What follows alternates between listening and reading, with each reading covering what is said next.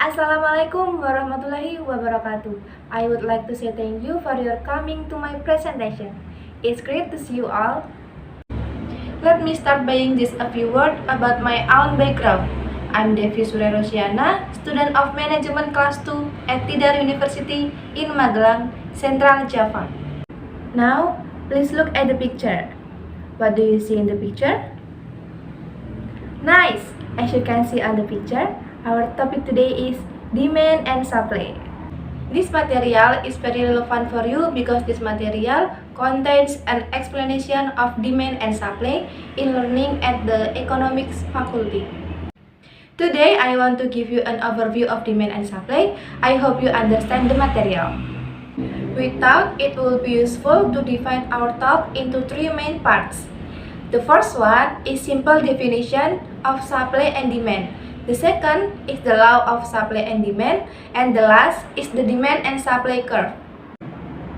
It will take less than 20 minutes to cover this issue.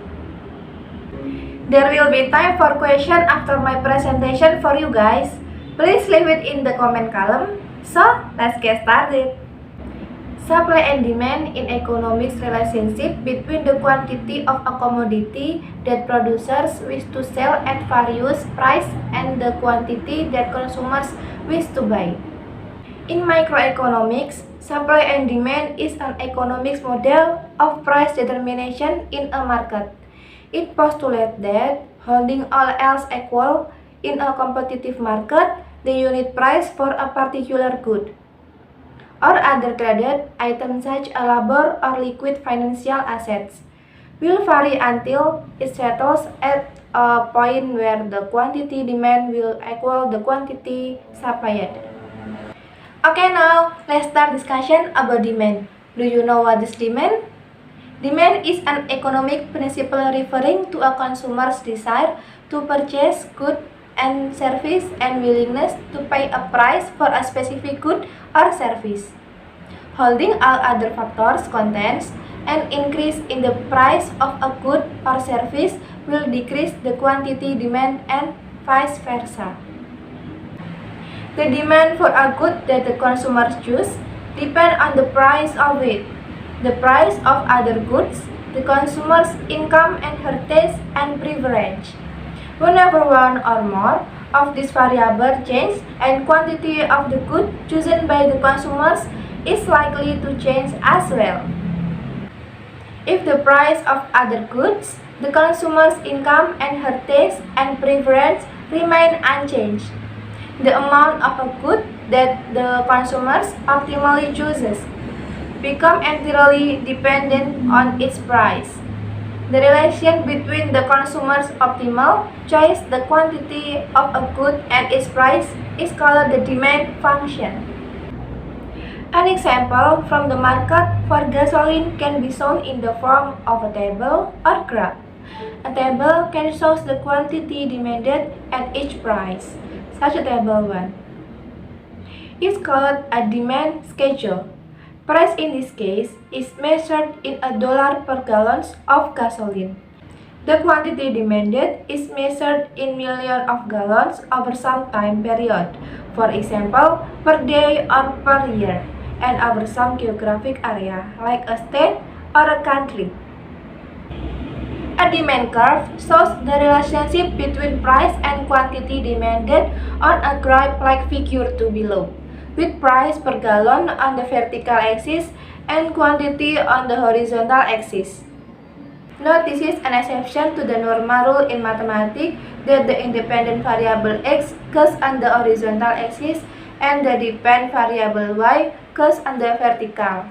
Economics is different from math. Note also that each point on the demand curve comes on the row in table 1. For example, the uppermost point on the demand curve corresponds to the last row in table 1, while the lowermost point corresponds to the first row. The demand schedule in table 1 shows that as price rise, quantity demanded decrease and vice versa. This point can be grabbed, and the line connecting them is the demand curve, shown by line D in the graph above. The downward slope of the demand curve again illustrates the law of demand, the inverse relationship between price and quantity demanded.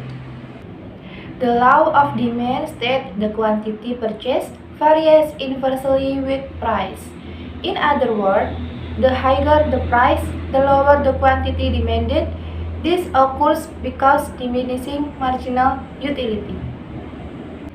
That is, consumers use the first unit of an economic good they purchase to serve their most urgent need first, and use each additional unit of the good to serve successively lower value ends.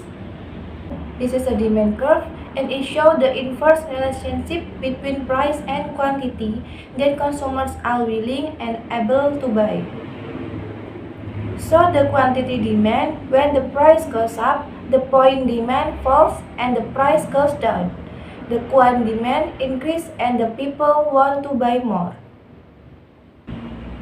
The quantity of a commodity demanded depends on the price of that commodity and potentially on many other factors, such as the price of other commodities, the income and preference of consumers, and seasonal effects. In basic economic analysis, all factors except the price of the commodity are often held constant. The analysis then involves examining the relationship between various price levels and the maximum quantity that will potentially be purchased by consumers at each of those prices. The price-quantity combination may be plotted on a curve, known as a demand curve. A demand curve is almost always downward sloping, reflecting the willingness of consumers to purchase more of the commodity at lower price levels.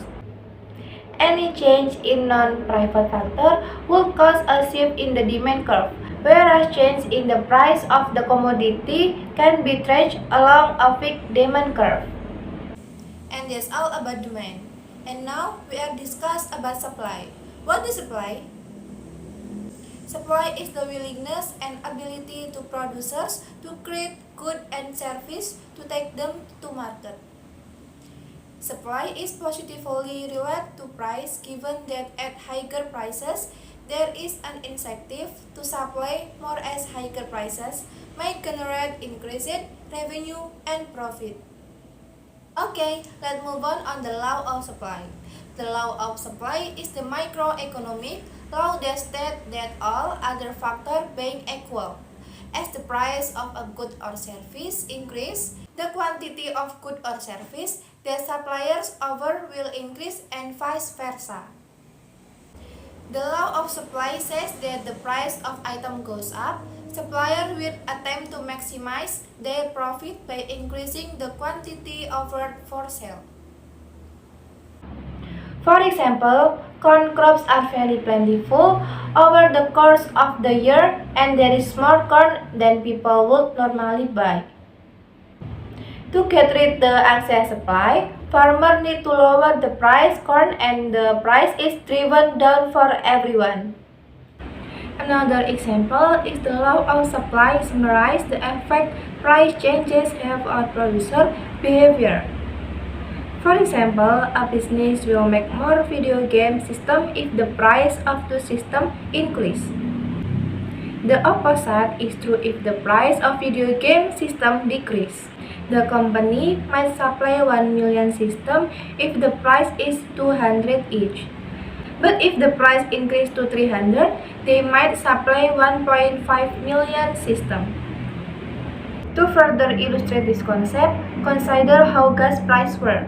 When the price of gasoline rises, it encourages profit-seeking firms to take several actions. Expand exploration for oil reserve. Looking for more oil, invest in more pipelines and oil tankers to bring the oil to plants when it can be refined to gasoline. Build new oil refineries, purchase additional pipelines, and trucks to ship the gasoline to gas stations. And open more gas stations or keep exciting gas stations open longer hours. Next, I will tell you about supply curve. Supply curve in economic graphic representation of the relationship between product price and quantity of product that a seller is willing and able to supply.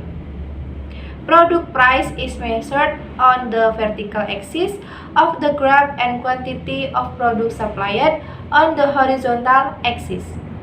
In the most case, the supply curve is drawn as a slope rising upward from left to right. Since product price and quantity supplied are directly related. As the price of a commodity increases in the market, the amount supplied increases.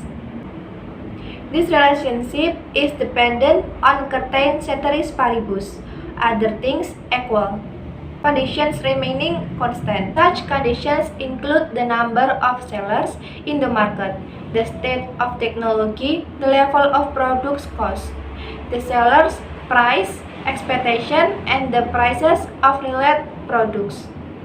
A change in any of these conditions will cause a shift in the supply curve.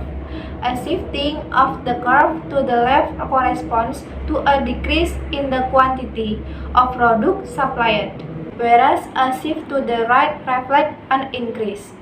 Compare demand curve.